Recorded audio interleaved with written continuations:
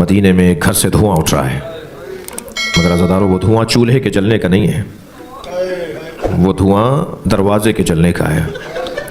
اور دروازہ بھی معمولی دروازہ نہیں ہے جس دروازے پہ نبی کھڑے ہو کے سلام کرتے تھے۔ آپ کی آوازیں بلند ہو رہی ہیں، اللہ آپ کو اجر و ثواب عطا فرمائے۔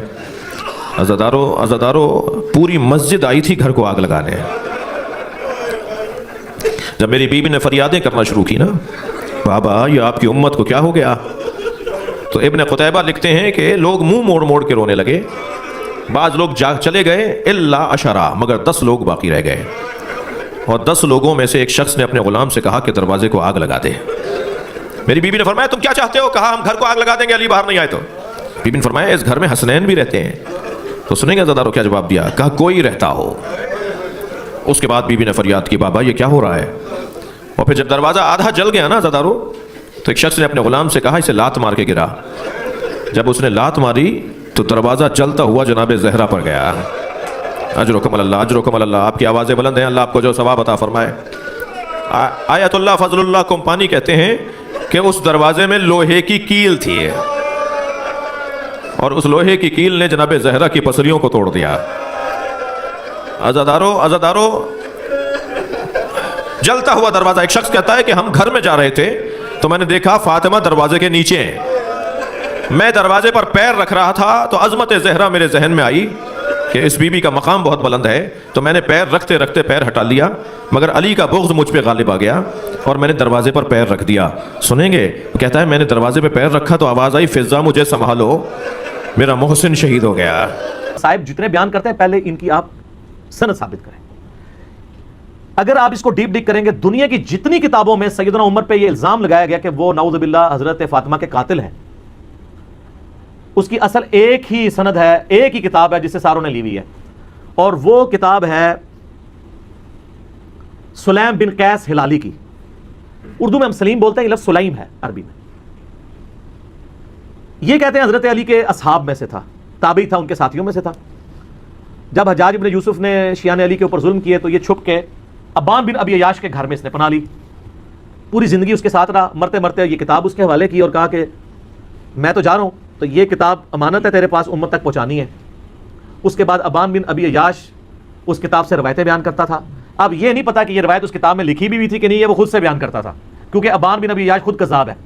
کذاب بندہ اگر روایت بیان کر رہا ہو تو اس کی اتھینٹسٹی خود ہی ختم ہو جاتی ہے۔ ابان بن ابی عیاش وہ ہے جس کو صحیح مسلم کے مقدمے میں امام مسلم نے لکھا ہے کہ یہ کذاب جھوٹا راوی ہے۔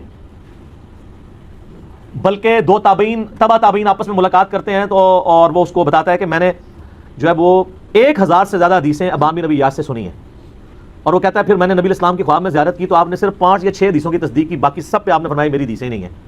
ابان بن ابی عیاش کا یہ حال ہے۔ یہ 140 ہجری میں یا 146 ہجری میں فوت ہوا ہے۔ کذاب، یہ اس نے واقعہ گھاڑ کے بیان کیا ہے۔ دنیا میں جہاں بھی آپ کو واقعہ ملے گا نا، ابان بن ابی عیاش کے حوالے سے ملے گا، اور وہ کہے گا جی مجھے جو کتاب ملی تھی سلیم بن قیس ہلالی کی اس سے۔ اور یہ نہ سمجھیے گا یہ صرف سنی سے کہہ رہے ہیں کذاب ہے۔ علامہ خوئی جو ہیں اہل تشیع کے، وہ بھی کذاب سمجھتے ہیں اسے، شیعہ کے نزدیک بھی جھوٹا راوی ہے، لیکن یہ سودا چونکہ وہ ذاکرین نے بیچنا تھا، اور مجھے دکھ ہے بعض علماء بھی یہ سودا بیچ رہے ہیں شیعہ کے، ان کو تو کم از کم شرم و حیا کرنی چاہیے کہ اس کی سند ثابت بھی ہے کہ نہیں۔ پہلے تو سند کے ساتھ واقعہ ثابت کریں، اگلی بات تو بعد میں ہوگی۔ جب ایک چیز ثابت ہی نہیں ہے اور آپ وہ سودا بیچ رہے ہیں اور اتنی بڑی بات کر رہے ہیں، بالکل جھوٹا واقعہ یہ۔ کوئی سیدنا عمر قاتل فاطمہ نہیں ہے، ورنہ مولا علی پوری زندگی کبھی بھی کمپرومائز نہ کرتے۔ مولا علی کو یہ حدیث نہیں پتا تھی، بخاری مسلم دونوں میں حدیث ہے، فاطمہ میرے جگر کا ٹکڑا ہے، جس نے فاطمہ کو تکلیف دی اس نے مجھے تکلیف دی، اور جس نے فاطمہ کو قتل کیا ہو مولا علی اس کے ساتھ ہوں، اور اپنی بچی کا رشتہ ام کلثوم کا اس کو دے دیں۔ اور یہ وہ چیز ہے جو شیعہ کی کتابوں میں موجود ہے۔ وہ تعویل کرتے ہیں کہ جی وہ زبردستی لیا تھا، انکاری کوئی نہیں ہے، ذاکرین انکاری ہو جائے، ذاکرین تو ہے ہی جاہل ہے نا، ان کے پاس تو علم ہے ہی نہیں ہے۔ حضرت عمر چاہتے تھے میری اہل بیت کے ساتھ نسبت کام آئے، مجھے قیامت والے دن تو حضرت علی سے ان کی بچی کا رشتہ مانگا، تو اس طرح ہوتا۔ پھر حضرت علی رضی اللہ تعالیٰ عنہ چیف جسٹس کا عہدہ قبول کرتے ہیں حضرت عمر کے دور کے اندر کہ تو میرے بیوی کا قاتل ہے تو ہاں میں تیرا عہدہ قبول کرتا ہوں۔ اور ناج البلاغہ سے میں نے خطبہ بتایا، جنگ قادسیہ میں جانے سے روکا ہی مولا علی نے کہ عمر اگر تو مارا گیا تو پیچھے ہمارا ستیہ ناش ہو جائے گا۔ ان کی جان کو قیمتی سمجھتے ہوتے، اپنے بیوی کی قاتل، اور بیوی نہیں صرف جنتی عورتوں کی سردار۔ بخاری مسلم حدیث ہے میری بیٹی فاطمہ جنتی عورتوں کی سردار ہے، اور ترمذی میں آگے الفاظ ہیں حسن و حسین جنتی نوجوانوں کے سردار ہیں۔ تو ہم تو مولا علی کے ساتھ کھڑے ہیں بھی علیہ السلام۔ وہ شیخین کے ساتھ رہے، خلفائے ثلاثہ کے ساتھ رہے. میرا یوٹیوب پہ کلپ ہے خلفائے ثلاثہ کی شان مولا علی کی زبانی ناج البلاغہ سے، سنی کتابوں سے نہیں، شیعہ کی ناج البلاغہ سے. لاکھوں لوگوں نے دیکھا ہے، ایچ ڈی کیمرے میں نے سارے خطبات دکھائے ہیں. یہ بالکل جھوٹ ہے کہ وہ نعوذ باللہ سیدہ فاطمہ کے قاتل تھے اور کہتے ہیں دروازہ پھینک دیا. اللہ کے بندو، دروازے تو اس ٹائم ویسے ہی کوئی نہیں تھے. ہاں میں قرآن سے ثابت کرتا ہوں. قرآن میں آیا جب کسی کے گھر جاؤ تو اجازت لو. اعلیٰ ہونا چاہیے تھا دروازہ کھٹکھٹاؤ، کیونکہ اگلے زمانوں میں ابھی بھی گاؤں ایریا میں آپ چلے جائیں تو صرف پردے لٹکے ہوتے ہیں، باہر سے صرف آواز لگاتے ہیں میں اندر آ سکتا ہوں، عورتیں پردہ کر لیں چلے جاتے.